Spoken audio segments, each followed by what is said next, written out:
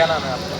मेरा नाम पूनम सरनकर है। मैं जेएच हॉस्पिटल में एज ए नर्सिंग ऑफिसर के पद पर कार्यरत हूँ। क्या शिकायत लेकर आज आप आए? मैं शिकायत यहाँ पे डॉक्टर RKS धाकड़ सर की और डॉक्टर अक्षय निगम सर की और डॉक्टर देवेंद्र कुशवाहा सर की शिकायत लेकर आई हूँ। शिकायत में ये है कि वो अपने पर्सनल कुछ लड़कों से मुझे फ़ोन करवाते हैं और मुझसे कहते हैं कि ना आप मिलने आओ उनसे रात में और चैम्बर में अकेले, तो आपका काम होगा वरना नहीं होगा। और मेरी ऐसी शिकायत करने के बाद से मेरे सारे पेपर, सारी छुट्टियां उन्होंने सैंक्शन नहीं करी। जो भी मैंने उनको लेटर दिया है वो ये कह रहे हैं कि सब कुछ इनकम्प्लीट है। कंप्लीट होने के बाद भी कहते हैं इनकम्प्लीट है। और मेरी 6 महीने से सैलरी नहीं निकाली है उन्होंने। और बाकी और लोगों के पास भी, सबके पास फ़ोन आता है, कहते हैं कि अगर उस लड़की को अपनी सैलरी चाहिए तो उसे अकेले भेज दो, अगर अकेले नहीं आएगी तो वो अपनी सैलरी निकाल सकते। कौन है RKS धाकड़? कौन है? RKS धाकड़ सर हमारे यहाँ के सुप्रिटेंडेंट सर हैं और उनके साथ में डॉक्टर डीन सर है, जो उनका नाम अक्षय निगम सर है। और जब मैं सर से एजुकेशन लीव मांगने गई थी, जिसमें मेरे पास ऐसा नहीं कि डिग्री नहीं है, मेरे पास BSc की भी डिग्री होने के बावजूद भी मुझसे कहते हैं कि इसके पास डिग्री नहीं है। जब मैं उनसे परमिशन भी लेने गई, क्योंकि मुझसे पहले उन्होंने 4 लड़कियों को प्राइवेट संस्था से एजुकेशन की परमिशन दी, जिसके लेटर मैंने ना आवेदन में लगाया है। कंप्लेन करने के बाद भी कहते हैं कि तुम लोग पढ़ लिख कर क्या कर लोगी, आधे तो यहाँ पे बुढ़िया बन के घूम रही है, आधे तो नेतागिरी में है, आधे बच्चे पाल रही है, आधे बच्चे पैदा कर रही है, बोले क्या कर लोगी, बोले तुम लोग पढ़ लिख कर। इस तरीके के मेरे साथ अपशब्दों का यूज़ करा और भी बहुत सारी चीज़ें करे। आयुक्त जी को मैंने कंप्लेन करी, मुख्यमंत्री जी को भी कंप्लेन करी, इवन सिंधिया जी की भी बात नॉलेज में ये चीज़ें है कि इस तरीके का जेएच हॉस्पिटल में एक महिला के साथ प्रताड़ना हो रही है। और इससे मैं इतनी ज़्यादा प्रताड़ित हो गई हूँ कि 6 महीने सैलरी नहीं आना, मेरी पूरी आर्थिक स्थिति, इससे मेरे फैमिली टर्म्स ख़राब हो गए हैं।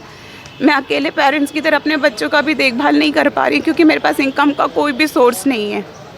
और आज मैं यहाँ आकर उधार की ज़िंदगी जीना, किसी के यहाँ रहना, किसी के यहाँ खाना पीना, किसी का कुछ भी, मेरे पास अभी कोई साधन नहीं है। और ये झूठी कहानी बनाते हैं कि इसके पेपर कंप्लीट नहीं। क्या मैं 14 साल से सर्विस में, मुझे नहीं पता पेपर कैसे कंप्लीट करना। सब कुछ देने के बाद ऑफिस से सारे पेपर गायब करवा दिए। अगर आपके पास समय पे पेपर आए थे तो आपने उसको रिप्लाई समय पे करना चाहिए था। जब मैंने ये सारी शिकायतें करी उस समय इन्होंने सारे पेपर का खुलासा करा। अगर एक बात बताइए, जो आपकी सैलरी रोक के रखी है, क्यों, क्या लगता है, क्या कारण दे रहे हैं? उसका कारण उनका कहने का मतलब है कि अगर ये लड़की हमसे अकेले मिलने आएगी तो हमें शारीरिक शोषण का ही सीधे यहाँ पर। अब मेरे पास सिर्फ एक ही रास्ता है, या तो मैं उनके हवस का शिकार हो जाऊँ या तो मैं आत्महत्या कर दूँ। इसका मैंने आवेदन भी मुख्यमंत्री जी को पहुँचा दिया है, क्योंकि ये जो आपको फोन लग रहा है? वो सब अपने अपने लड़के रखते हैं, पूरे कैंपस में उनके लड़के। कोई छात्र हैं या फिर वहीं के जो कैंपस के अंदर के हैं जेएच के? शायद वो कोई नहीं, डॉक्टर नहीं है वो, शायद कोई कर्मचारी लड़का है जिसको UDS का नाम देके वहाँ रख के रखा है। और वो फ़ोन लगाता, मेरी तरह हज़ारों लड़कियाँ, जो भी लड़कियाँ आती है परेशान होती है, उनको फ़ोन करना उनका काम ही है। मैं तो यहाँ के माहौल से वाकिफ़ नहीं थी, मैं तो शुरू में नहीं आई थी, तो मुझे कुछ पता नहीं था यहाँ का। मुझे दिसंबर से ज्वाइन करे यहाँ पे 3 महीने हो गए, 3.5। और सैलरी आप बता रहे हैं 6 महीने? 6 महीने की। मैंने पुरानी जो 2 महीने की जॉब मेरी जो इंदौर में की थी, तो इन्होंने मेरी LPC पहले भेज दी थी, तो उसकी LPC भी इनके पास नवंबर से आ गई। अगर इनके पास आ गई थी, इन्होंने कार्रवाई क्यों नहीं करी? वो 2 महीने की सैलरी का भी अटेंडेंस में जमा कर चुकी हूँ।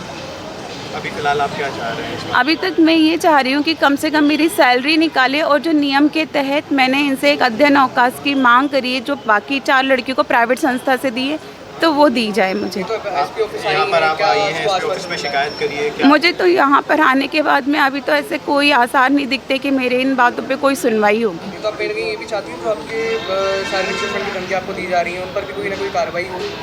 मैं चाहती हूँ कि ये कार्रवाई हो, सभी के नॉलेज में आए हम, क्योंकि 90% महिलाएं काम करती हैं। 90 नहीं बोला जाएगा, 95%।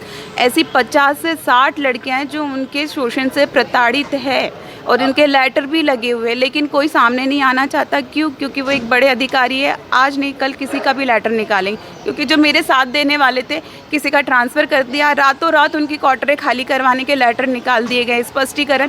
तो मेरा साथ देगा कौन? मुझे तो अकेला खड़ा कर दिया, मैं तो ग्वालियर में अकेली हूँ। अब मेरा शोषण ही हो सकता है, इसके अलावा कुछ हो नहीं सकता यहाँ पर।